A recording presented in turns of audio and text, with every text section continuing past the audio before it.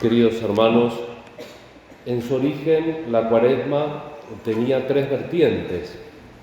La Cuaresma de los catecúmenos, la preparación última e intensa antes de recibir el bautismo en la noche de la Vigilia Pascual. Segundo, la Cuaresma de los penitentes, donde los pecadores públicos, admitidos al orden de los penitentes, intensificaban sus penitencias antes de ser reconciliados el día antes de la noche de la Pascua. Y tercero, la Cuaresma de los fieles. En general, los cristianos redoblaban su oración y sus obras de caridad. A este respecto, la lectura que según los santos padres se proclamaba ese día, Mateo 6:1, como actualmente, donde se indica que no puede separarse el ayuno, la oración y la limosna. Dado el complicado cómputo que había que hacer para garantizar los 40 días de ayuno, salvando los domingos, fíjense que han quedado 2 de todos esos ayunos. De todos los 40, solamente hoy, miércoles de ceniza y el Viernes Santo. Los domingos en esa época no computaban para los 40. Hubo que adelantar entonces el inicio de la Cuaresma al miércoles antes del domingo primero, llamado desde entonces miércoles de ceniza, por la centralidad del rito de imposición de la ceniza sobre los penitentes que se celebraba ese día. Recibir la ceniza sobre la cabeza, según el sentido bíblico, es signo de penitencia. Hasta el año 1000 era un gesto reservado a los pecadores públicos que hacían penitencia. Pero debido a los movimientos milenaristas y a toda la psicosis generalizada que se genera por la creencia que al cambio de un milenio podría llegar a venir el fin del mundo, este rito se extendió a todos los cristianos, convirtiéndose así en un rito devocional que la práctica general incorporó a la liturgia y comenzó a estar fijo en el misal romano a partir del año 1570. Así se mantuvo hasta el misal de Pablo VI, que comenzamos a usar en diciembre del año 69, de 1969, donde el rito pasa a fijarse al final de la liturgia de la palabra, constituyendo el rito penitencial de esta misa que estamos celebrando, tal como lo indica una rúbrica del actual misal. Se omite el acto penitencial, ya que en esta celebración es sustituido por la imposición de las cenizas que haremos después de la homilía. En el Evangelio de esta misa, como hemos señalado, está tomado del Sermón de la Montaña. Nos habla, como meditábamos hace unos domingos, de que la justicia del Nuevo Testamento debe ser superior a la de los escribas y fariseos, es decir, no debe ser para la vista, para aparentar, sino para realizar las exigencias del amor, estando en disposición aún de renunciar a lo que es justo. Si te hacen pleito por la capa, dice Jesús, entrégale también la túnica. Y si te piden que camines 1 kilómetro, camina 2 con él. Los puntos centrales de esta justicia en tiempos de Jesús eran el ayuno, la oración y la limosna, que deben ser vividos de tal forma que solo los vea el Padre, que ve en lo secreto, y no los demás para recibir recompensa o aprobación. Las obras de la conversión deben ser secretas y a veces, en otro sentido, también son secretas nuestras faltas, secretas a nosotros. Podríamos decir que no nos conocemos del todo nosotros mismos. ¿Es esto raro? No diré que conocerse a sí mismo es cosa fácil. Incluso conocerse parcialmente es difícil y en esta medida casos de gente que lo ignora todo acerca de sí mismo no es infrecuente. Pero la rareza estriba en esto, que hay gente que profesa las grandes doctrinas cristianas, incluidos nosotros los sacerdotes a veces, y pretende ponerlas por obra mientras continúa con una notable ignorancia sobre sí mismo. sobre todo si se tiene en cuenta que este conocimiento de sí resulta necesario para comprender esas verdades de fe que se profesan o que se enseñan. Las doctrinas del perdón de los pecados, del nuevo nacimiento, no pueden ser comprendidas sin algún grado de conocimiento acerca de lo que es un pecado, y esto equivale a decir del conocimiento de nuestro propio corazón. Mucha gente se confiesa y dice: Padre, no tengo pecados. O muchas veces dicen: ¿cuánto hace que no se confiesa? 20 años. ¿Y qué pecaditos tiene? Y pecado no tengo. Entonces uno dice: ¿para qué viene a confesarse? Pero le parece que tiene pecado, y a veces uno tiene esa presunción y buena intención. Sé que hago pecados, pero no sé cuáles son. Pero ¿por qué tenemos que conocernos mejor? ¿Por qué tenemos que saber si pecamos o no? Porque si no le damos sentido a las faltas, a las obras que tenemos que hacer, no podemos entender del todo lo que aprendimos en el catecismo, que Dios es creador, que Dios es salvador, que Dios es redentor, que el Espíritu Santo santifica. ¿Qué quiere decir eso si nosotros no conocemos del todo nuestras obras? Repito, a menos que contemos con una idea justa acerca de nuestros corazones y de qué cosa es el pecado, no podemos tener una idea correcta acerca de un Salvador o un santificador. Esto es, que al profesar fe en ellos, solo estaremos usando palabras sin un significado concreto. Así, el autoconocimiento está en la raíz de todo conocimiento religioso. Y es en vano, o peor que eso, se trata de un engaño, creer que uno entiende las doctrinas cristianas por el simple hecho de haberlas aprendido en el catecismo, en predicaciones o por cualquier otro medio externo, por excelente que sea. Pues solo en la medida en que examinamos nuestros corazones y comprendemos nuestra naturaleza es que llegamos a entender lo que se quiere decir con Creador, Salvador y Redentor. En la medida en que comprendemos la naturaleza de la desobediencia y nuestra actual condición de pecadores, es que podemos llegar a sentir qué bendición constituye entonces que nos quiten el pecado, qué bendición consiste la redención, la santificación, que de otro modo no pasan de ser simples palabras. Antes que nada, Dios nos habla en nuestros corazones. El conocimiento de sí es la llave de los preceptos y la doctrina de la Sagrada Biblia.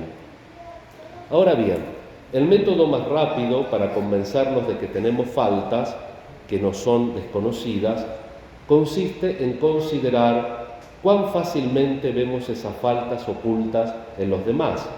Por supuesto, a primera vista, no hay razón alguna para suponer que diferimos materialmente de aquellos que nos rodean. Y si vemos en ellos pecados que ellos no ven, bien podemos suponer que ellos han hecho sus propios descubrimientos sobre nuestras faltas y que si los fuéramos a escuchar nos sorprenderíamos de toda la gente, de todas las cosas que la gente ve en nosotros. Por ejemplo, cuán común es toparnos con un hombre irascible que imagina tener señorío de sí.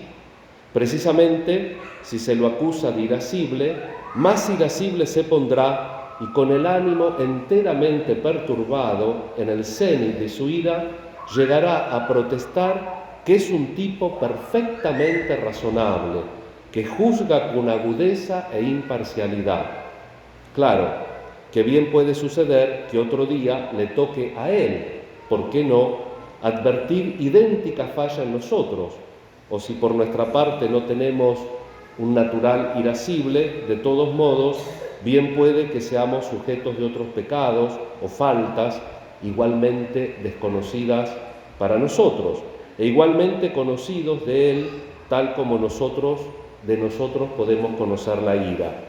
Por ejemplo, hay quienes actúan principalmente por interés propio y que conciben que lo que hacen procede de su generosidad, son generosos al dar o se toman trabajos y son alabados por el mundo, y de eso se jactan como si actuaran inspirados por altos principios, siendo que el observador atento e imparcial detecta en ellos deseo de ventaja, amor por el aplauso o la simple satisfacción de sentirse ocupados y activos, como la causa principal de sus buenas obras. Este puede ser nuestro caso, tanto como el de los demás, y si no es así, siempre habrá una enfermedad paralela, la esclavitud de otro pecado, de otra falta, que otros ven y nosotros no vemos. Hagamos otra suposición. Pensemos por caso que ningún ser humano ve pecado alguno en nosotros del que nosotros ya no seamos conscientes. Sin embargo, ¿por qué el conocimiento imperfecto de las personas delimitaría la extensión de nuestras faltas? Aunque el mundo entero hablara bien de nosotros, esto es imposible, así que no se aflijan, es una suposición. Aunque el mundo entero hablara bien de nosotros, y por mucho que gente buena nos saludara como hermanos, después de todo hay un juez que sondea nuestros corazones y escudriña nuestras entrañas. Él conoce nuestra verdadera condición. Le hemos suplicado que nos otorgue el conocimiento de nuestros propios corazones. Si no lo hemos hecho, esa misma omisión constituye una presunción en contra nuestra. Por más que resonaran alabanzas a favor nuestro en toda la Iglesia, podemos estar seguros de que Él ve innumerables faltas en nosotros, pecados a veces profundos y odiosos, aunque no tan graves, de los que no tenemos idea. Si el hombre ve tanta iniquidad en la naturaleza humana, ¿qué no verá Dios? Cualquiera sea el reproche que nos haga nuestro corazón, dice la primera carta de Juan, Dios es más grande que nuestro corazón y lo sabe todo. Y su misericordia lo ve, y lo ve no para que nos sintamos menos, sino que lo ve para perdonarnos. Pero en el trabajo de la conversión está también nuestra perfección y nuestro crecimiento. Dios no nos muestra el pecado para hundirnos, sino para que crezcamos y para que progresemos. Esta es la primera aproximación del asunto que nos ocupa. Ahora reflexionemos sobre las revelaciones de nuestras debilidades ocultas que salen a la luz por razón de accidentes. San Pedro, lo siguió a Cristo con coraje y no se imaginaba lo que albergaba su propio corazón hasta que lo traicionó en la hora de la tentación al extremo de negar que fuera su Señor. El rey David, lo estuvimos leyendo durante el año, vivió años de feliz obediencia mientras su vida era privada.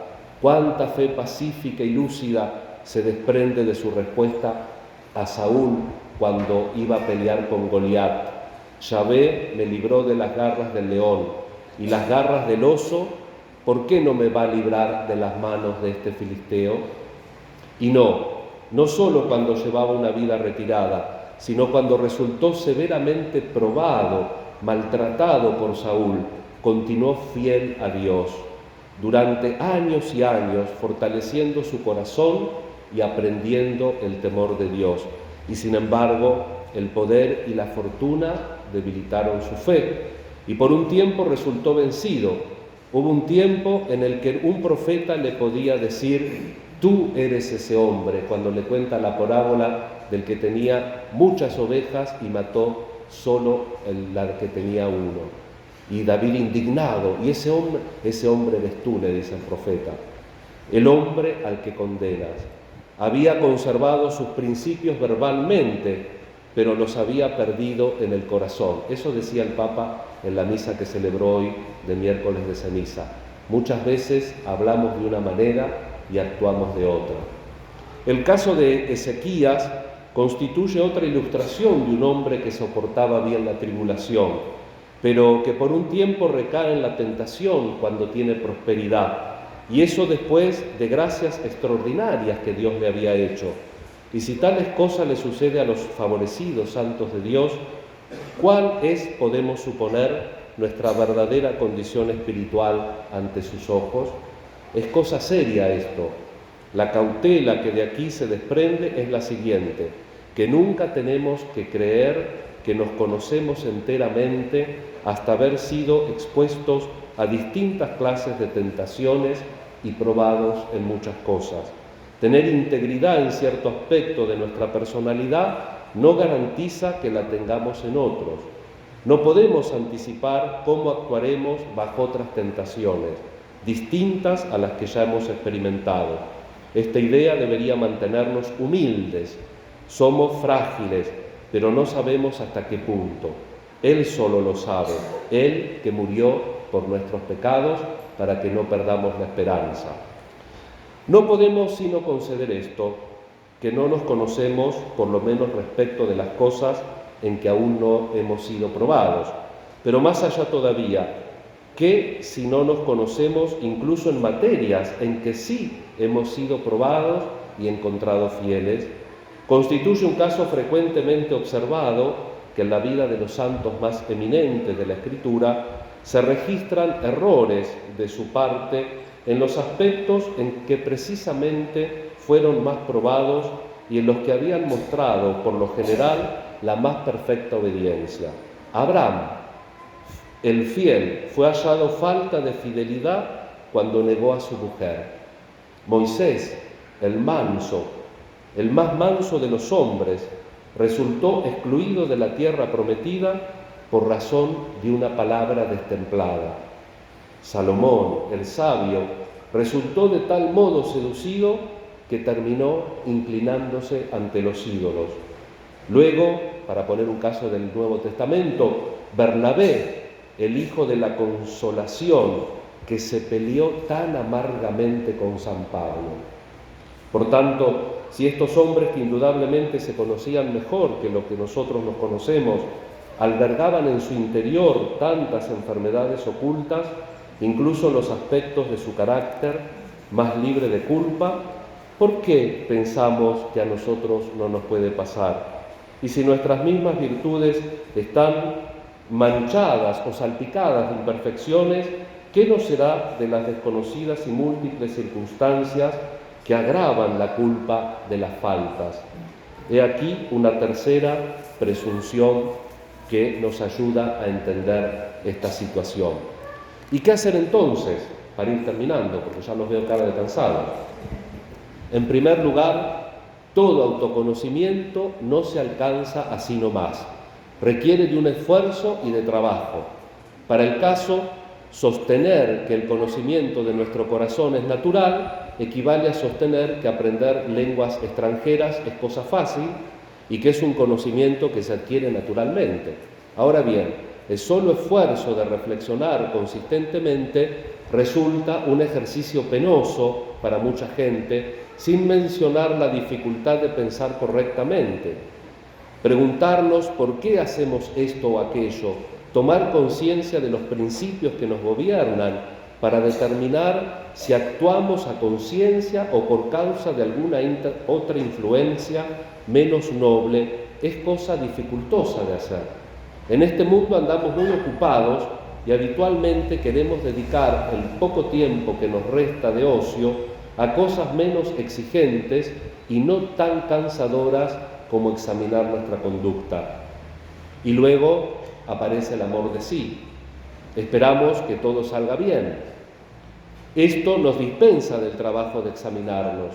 Nos parece haber hecho lo suficiente con conceder que posiblemente tengamos faltas que permanecen ocultas a nuestros ojos y entonces las computamos cuando examinamos nuestra conciencia, siendo que si la verdad no fuera conocida, encontraríamos que no tenemos sino deudas y esas más grandes que lo que podemos concebir, y cada vez somos deudores del amor, de la paciencia y de la misericordia de Dios.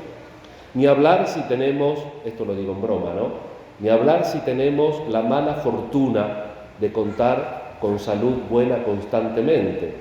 Es decir, no hace falta estar enfermo, pero el tener buena salud, buen ánimo y confort hogareño, ahí sí que prevalecerá este juicio favorable sobre nosotros mismos. La salud del cuerpo y de la mente constituyen una gran bendición si lo podemos soportar, pero si eso no se ve corregido con vigilias y ayunos, como dice Pablo, normalmente inducirá al hombre a creerse mucho mejor de lo que es en realidad. Las trabas que se nos ponen al querer actuar como se debe, sean interiores o exteriores, constituye la prueba de lo que decimos y el principio que aquí hemos sentado. Pero entonces no podemos decir hasta qué punto actuamos en cumplimiento de un sentido del deber cuando uno anda de buen ánimo, todo lo contenta y muy en especial uno mismo. Puede actuar vigorosa y prontamente, con lo que confunde esta energía constitutiva con la fuerza de la fe. Está feliz y contento, entonces confunde eso con la paz cristiana. Y si está cómodo y se lleva bien con los de su casa, le suele dar por confundir afectos meramente naturales con la benevolencia propia del cristiano y el talante confirmado de la caridad. Brevemente dicho, está alucinando, está soñando, cosa de la que solo se puede salir con una profunda humildad. Es un estado del que ordinariamente uno solo podría ser rescatado mediante una aguda aflicción. Que la tenemos, pero que la tenemos que identificar en ese contexto. Hermanos, la conversión es cosa seria. Estas reflexiones nos deben ayudar a equilibrar nuestra autoestima. No somos los mejores ni los peores, pero necesitamos a Dios, necesitamos la conversión. Que estas cenizas que recibiremos nos ayuden a recordar que tenemos necesidad de conocernos, apuntalar lo bueno y corregir lo malo. ¿Quién conoce sus defectos? Dice el Salmo 18. Purifícame de lo que no advierto. Que María, nuestra Madre, y Santa Inés, nuestra patrona, nos ayuden en esta Cuaresma a conocernos y a tomar en serio nuestra conversión. Que así sea.